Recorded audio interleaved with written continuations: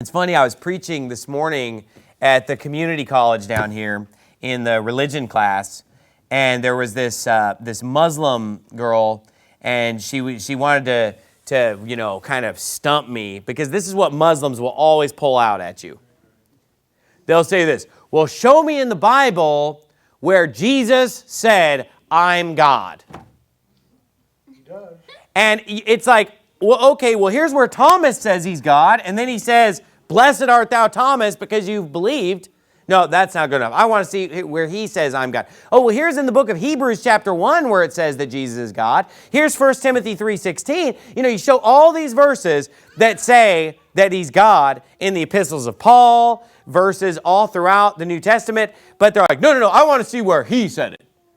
Now, this is the foolishness of this thing of where people say, well, it has to come out of the mouth of Jesus, and then they'll reject other verses. Like a red letter edition is all they're going to go with, the red letters. I've had Catholics do this, where you'll show them scriptures in Romans, and then they'll say, yeah, but that's Paul, but what did Jesus say? We have to understand that the Word of God is all scripture is given by inspiration of God, not just the part that physically came out of Jesus' mouth. But I said to this girl, I said, well, here's a verse. I showed her the one where it said that, where Thomas says, "My Lord and my God," and then he says you're blessed that you believe that. That wasn't good enough. So then I said, okay. Well, do you believe Jesus is the Son of God? And she said, no, because Muslims don't believe that. I said, well, here's in John chapter 10 where Jesus says, "I am the Son of God."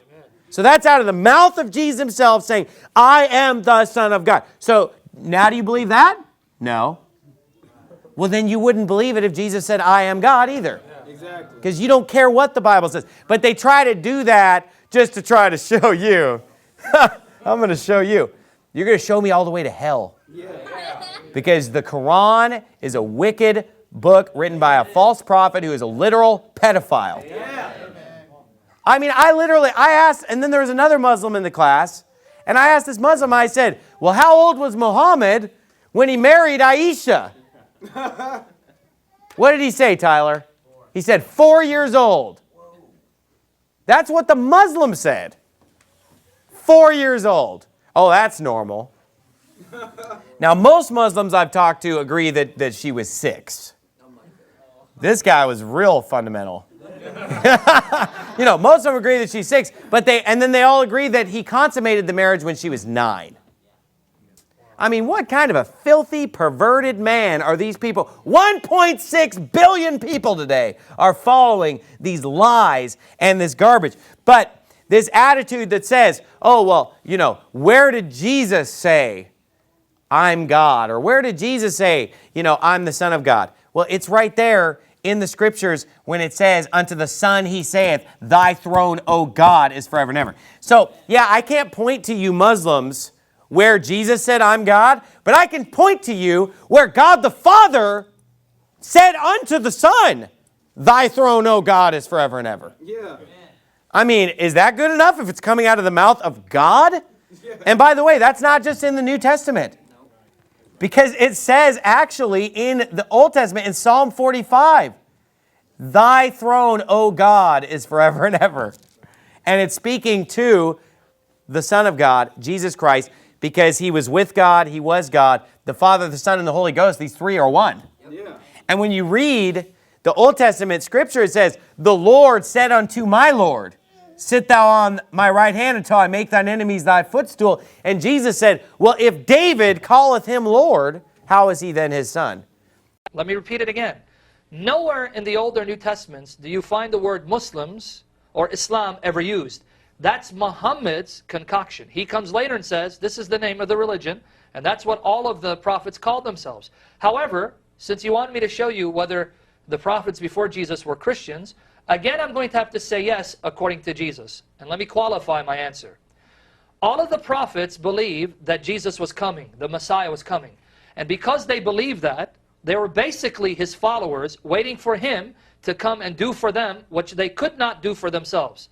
So in that sense, they are Christians because they believed in the coming of the Christ and wanted to follow him and waited for his coming. Now, lest you accuse me of making this up, I'm going to read the words of Jesus. This is what Jesus says, whom you say is a prophet. This is what he says. Matthew 13, 16 to 17. Matthew chapter 13, verses 16 to 17. Jesus says to those who are seeing him, "But blessed are your eyes because they see, and your ears because they hear. For I tell you the truth, many prophets and righteous men long to see what you see, but did not see it, and to hear what you hear, but did not hear it." So according to Jesus, the kings, the righteous men, the prophets, wanted to see him. So they knew he was coming and believed him. Therefore, they were his followers, and they were Christians, not Muslims. Again, let me see what Jesus says about Moses. John chapter 5, verses 39 to 40. The Gospel of John, chapter 5, verses 39 to 40. Right? Jesus says, "You diligently study the scriptures because you think that by them you possess eternal life. These are the scriptures that testify about me, but you refuse to come to me to have life." Jesus says, all the writings of the prophets bear witness of me. In the same Gospel of John, John chapter 5, verses 45 to 47, he says to the Jews, John 5, 45 to 47. I'm giving you the references so you can go read it. He says, "Do not think that I will accuse you before the Father on that day. For one shall be your accuser, Moses. For if you believe Moses, you would believe me, for he wrote about me." Jesus says, Moses wrote about me. If Moses wrote about Jesus, that means he knew Jesus and believed in Jesus, and therefore he was a Christian even before Jesus was born of the Virgin, because God had revealed to him that the Messiah, Jesus, is coming. So as far as the New Testament's concerned, Jesus, according to his testimony, all the prophets were waiting for him, not Muhammad.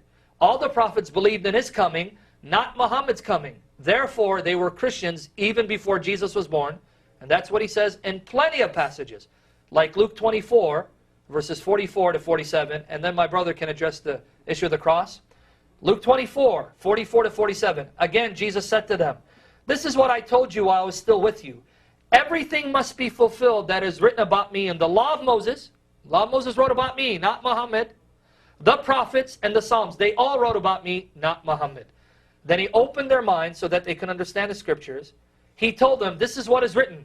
The Christ," Moses, the prophets and the Psalms wrote, "the Christ would suffer and rise from the dead on the third day, and repentance and forgiveness of sins will be preached in his name to all nations, beginning at Jerusalem."